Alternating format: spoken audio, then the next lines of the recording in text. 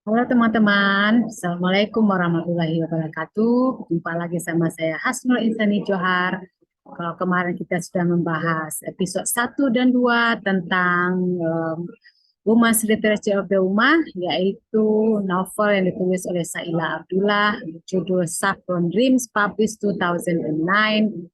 Kalau kemarin kita sudah 2 episode sebelumnya, kita sudah ngebahas introduction dan part 1 dari teori yang kita bahas untuk video ini adalah kelanjutan dari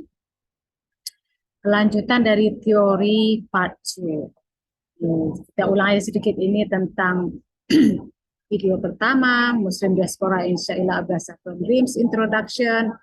Kita udah bahas ya introduction, terus tentang Shaila Abdullah, siapa dia, dan tentang beberapa elemen, intrinsic elemen dari novel tersebut, Abdullah Saffron Dreams. Dan tentu yang video yang kedua kita telah membahas teoris yang bisa kita gunakan untuk investigate Muslim diaspora, itu Edward Said, Evelyn Sultani, Peter Mori, Amina Yakin. Nah, yang sekarang kita akan fokus ke beberapa scholars yang juga investigate literary text by Pakistani, British Muslim Pakistani woman writers seperti Muniza Samsi, Claire Chambers, Asma Mansur, dan maaf ya guys ya kalau kemarin episode yang kedua agak terputus, itu kita membahasnya sampai Asma Mansur karena kita udah bahas Muniza Samsi dan Claire Chambers, dan pas Asma Mansur kita lanjut hari ini Asma Mansur dan sorry kepencet. Kita membahas Asma Mansur dan Deborah Hall, Sabiha, Nela Zaris, Afterglah, and John episode. Nah, langsung aja ya teman-teman. Untuk memahami beberapa scholar ini, mereka tentang debate-nya tentang apa sih gitu. Kita mulai dari Asma dulu. Jadi, as Asma Mansur, published 2014, argues that in the context of South Asian Muslim quote, the issues of political abuse and cultural constraints need to be considered in the evaluation of their struggles, unquote. So these struggles can be seen through the way Shaila Abdullah Saffron Dreams, published 2009, depicts the protagonist Arisa as struggling to challenge both anti-Muslim racism and reductionist views of Muslim women in Orientalist debates, as my presentation explains. So in doing so, my presentation examines how the Muslim diaspora lives in the U.S. after invasion of Iraq, and in Shaila Abdullah Saffron Dreams. So indeed there are some and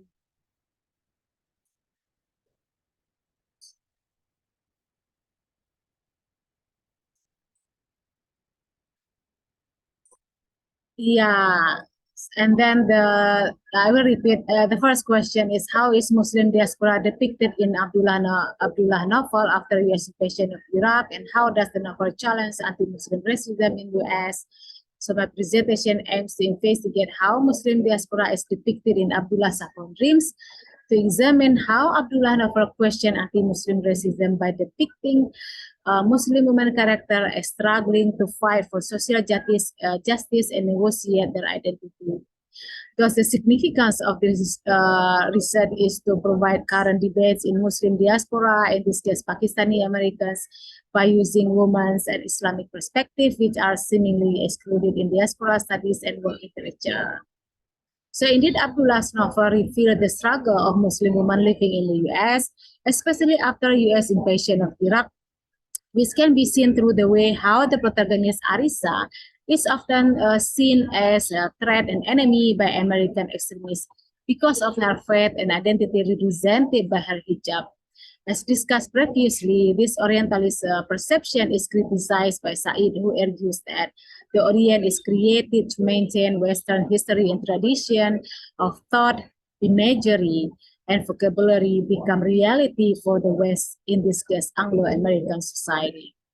So in order to undermine or question U.S. dominance in representing the Muslim world, especially after the invasion of Iraq, in examining this novel, I used the term after U.S. invasion of Iraq instead of 9/11, as the former term is inspired by Neil Lazarus' Postcolonial Studies after the invasion of Iraq, published 2006. So Lazarus argues that, quote, the invasion, occupation, and long-term destabilization of Iraq will prove to be an event of such specific importance to post-colonial studies as to force a broad reconsideration of dominant assumption and prevailing modes of practice, but the likelihood is that it will not, unquote. So this Lazarus suggests that the term post-colonial 9/11 position the U.S. as a victim and the invasion of Iraq, therefore, as a major and appropriate course of action. So the use of term after the invasion of Iraq challenged the rightness of U.S. incursion in the Middle East after the attacks of New York and Washington on September 11, 2001. To both appreciate Lazarus' idea and challenge dominant discourse in this presentation, the term after the invasion of Iraq will be used mostly to represent the larger cultural and historical scopes in contemporary American Muslim writing. Indeed, Abdullah's text destabilized anti-Muslim racism by depicting her characters as victims of U.S. racism after U.S. invasion of Iraq.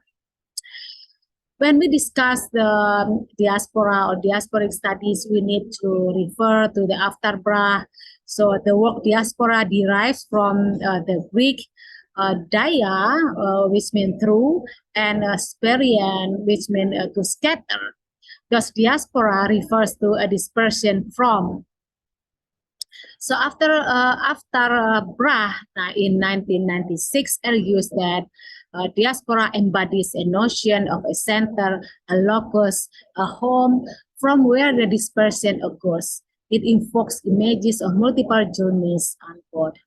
So in Abdullah's Saffron Dreams, the protagonist not only faces the dispersion of her family, but also the fraction of her identity because of anti-Muslim racism.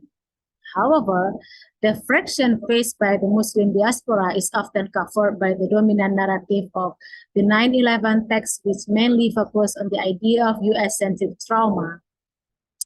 Don Alexander in 2011 stated that, quote, everyone always consider how America felt during 9/11, but no one ever considered how the Muslims have felt, unquote.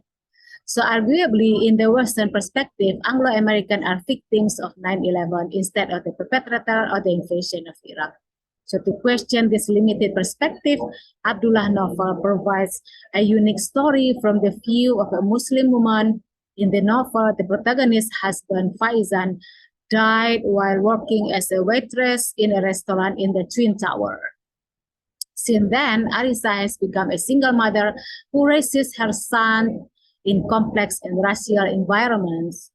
Indeed, a few days after the U.S. invasion of Iraq, American extremists because of anti-Muslim racism assault the protagonist who wears the hijab. So to question this racism, Abdullah depicts Arisa's son, Ryan, as a disabled child to represent U.S. Muslims as marginal and vulnerable citizens who struggle to fight against anti-Muslim racism. So indeed, when Arisa was pregnant with Ryan, the U.S. Extremists attacked her, and as a result, Ryan was born as a child defect. Now, by depicting the protagonist as being attacked by white extremists, the narrator illuminates how Arisa and her family intersect with American society, which tends to have prejudice toward the Muslim diaspora, especially after U.S. invasion of Iraq. So this prejudice can be seen in the survey conducted by the Arab American Institute, which was published in the Washington Post on August 24, 2012, about the relationship between Muslim and non-Muslim Americans deteriorated significantly after 2000. In 2000, it's about 41% of non-Muslim Americans had unfavorable views of Muslims compared to 40% who had favorable views. And continuously, in 2003, 47 of Americans view Muslim favorable compared to 32% who didn't. So this tension is increased in 2015 and in 2010, where about 55% of Americans viewed Muslims unfavorable compared to 35% with favorable views. So the latest poll survey about 1,052 people between August 15 to 16 in 2012. So based on these polls, it can be argued that the prejudice toward Muslim in America have seriously increased, especially after the U.S. invasion of Iraq in 2000. It can also, we can relate with this, the idea of anti-Muslim racism with the idea of Islamophobia. You can also quote some books that explore about the idea of Islamophobia, especially one of them is by John Esposito, Ibrahim Khalil. So it can be argued that the reason why these extremist Americans attacks the protagonists is that some propaganda in both the media and white religious debates tend to perceive Muslim prejudice and bias.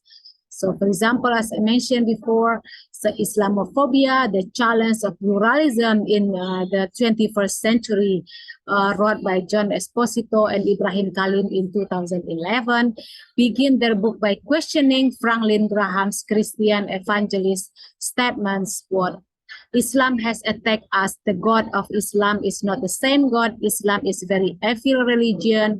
All the values that we as nation hold dear, they don't share the same at all. These countries that have the majority of Muslims, unquote. This kind of or such expression of Islamophobia result in the exclusion, discrimination, and false presumptions or stereotypes toward Muslim. So these statements can be connected to the way the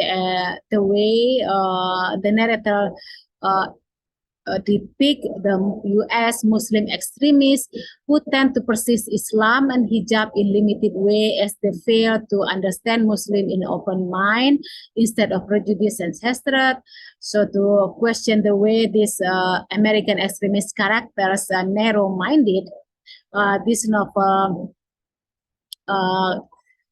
so in order to challenge this limited-minded, Esposito and Khalil suggest 5 lines which distinguish between, quote, the faith of Islam and those who commit violence and terror in the name of Islam, between the majority of mainstream Muslims and acts of a minority of Muslim extremists and terrorists, unquote.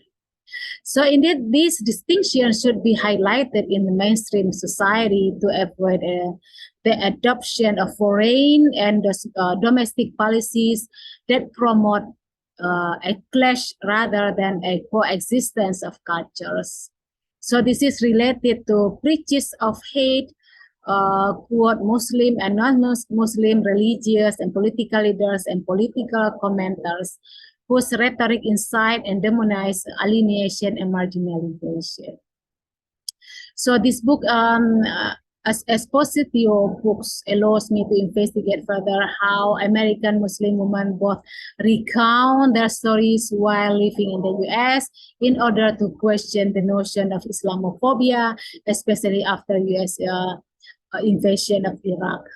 So my presentation offers various ways to understand the U.S. Muslim diaspora in Abdullah Saffron dreams and related to contemporary cultural and religious realities. So we have to end this, the third part of this video, and then we will continue next episode focusing on some discussion about Muslim diaspora depicted in the novel. So stay tuned and give a question or comment and subscribe below. Thank you ya guys. Assalamualaikum warahmatullahi wabarakatuh.